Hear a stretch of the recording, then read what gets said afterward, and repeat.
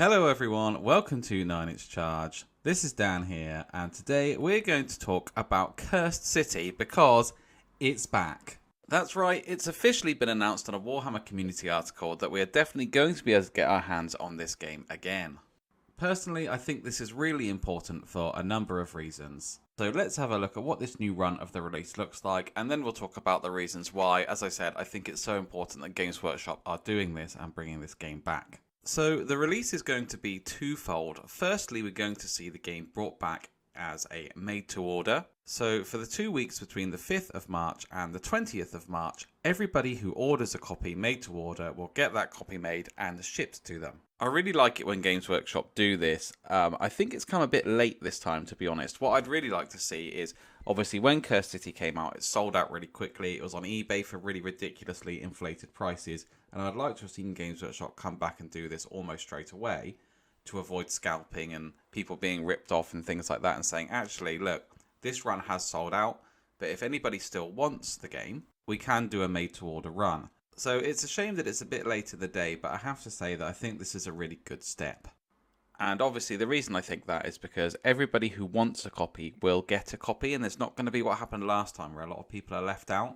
Once this limited run has finished and everybody who wants a copy made to order has ordered their copy and it has been sent to them, at some point in the future after this, the game is going to come back with a full relaunch later this year, along with some juicy new expansions and more creepy quests and frightful foes. I, for one, can't wait to see this because not only do I think is the game really cool, I actually think the setting is fantastic, and I think that's the best thing about the game for me. I really like Orphan Khan, I really like Radakar the Wolf, and I want to see how he becomes Radakar the Beast. I really loved all of the heroes that you get in the game, and I really especially love all the little insights they give to the mortal realms. You've got an ex-member of the Order of Azure, an exiled member of the Kanothi. There's so much cool stuff going on there, and lots of little glimmers and teases and things like that, so I can't wait. And also, the death models were just absolutely sublime. I mean, I remember the first time I saw the zombies, and they're just so creepy and imaginative compared to the previous zombies. And don't even get me started on the skeletons, because I love the skeletons. Anyway, I could go on and on and on about why the models and the lore and the background of all of this game is so cool and how pleased I am to see it return. But as I said, I want to talk about why I think as a community it's important that Games Workshop have done this.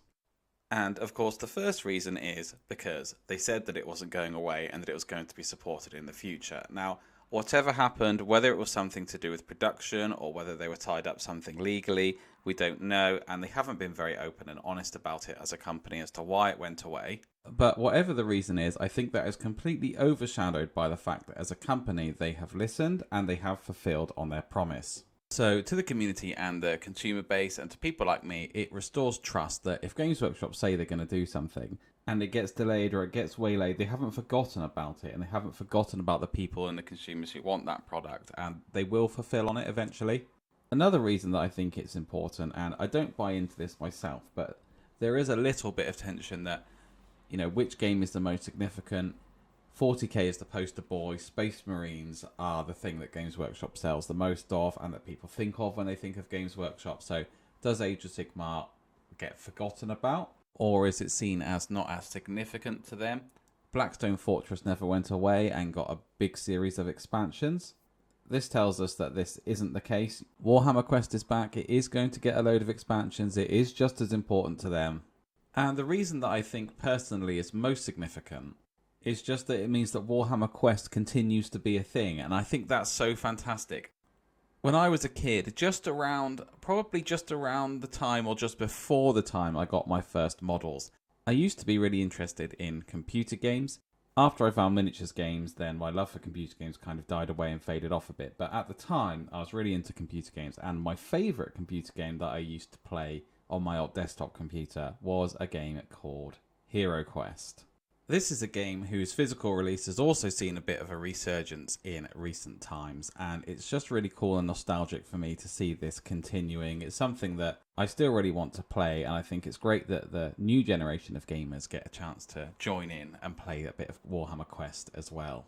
So that's what we're getting. That's why I think it's significant. If you'll be picking up a new copy or you already have a copy, leave a comment, let me know what you think about the game. I know I've had a blast playing it.